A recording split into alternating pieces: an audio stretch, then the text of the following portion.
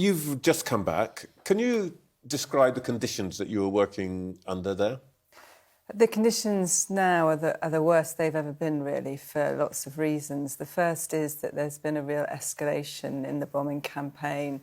So the last time I was in August, although there was bombing, it wasn't constant, and the threat to us was fairly marginal, I felt. But this time, the bombing would start at 4 in the morning and it wouldn't stop.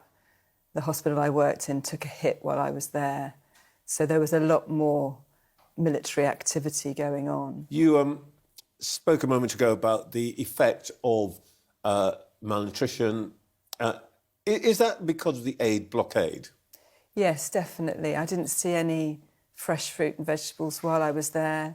We had to bring all our own food in. Before, we've often been fed by the hospital. They will feed the NGO teams.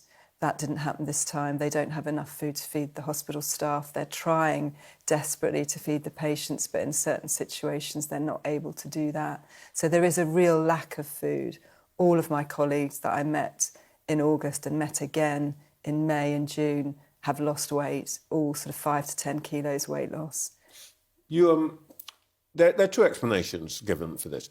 One is that there is food going into Gaza, but its distribution is interrupted by armed gangs, by terrorists and by Hamas itself. The other explanation is that the food is not getting in at all. Do you have any, you wouldn't necessarily have seen it, but do you have any idea which of those is true and to what extent? I think the food is probably not getting in the right way. I haven't seen any evidence of the looting that has been cited.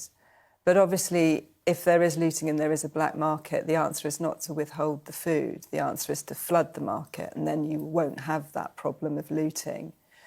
But I think what's happening now, the way in which the food is being militarised and distributed in very small areas so that the population have to make large journeys to present themselves, to be given food, is not effective. And when we look at the ways in which the United Nations ran the operation, which was aid at scale through multiple entry points delivered to the community, not just food, but also the essential services that UNRWA do, Save the Children, the World Food Organization, getting it to the people worked far more effectively than this operation does now.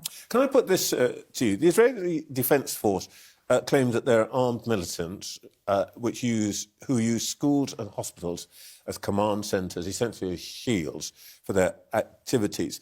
And, you know, I've been not in Gaza, but in similar zones, and that is not an uncommon thing. Have you seen any evidence of that in Gaza? I can only speak for the hospitals, but I've never treated or seen anyone in any of the hospitals that I've worked in military uniform or with a weapon. The only people I've ever seen in Gaza with military uniforms and weapons are the IDF.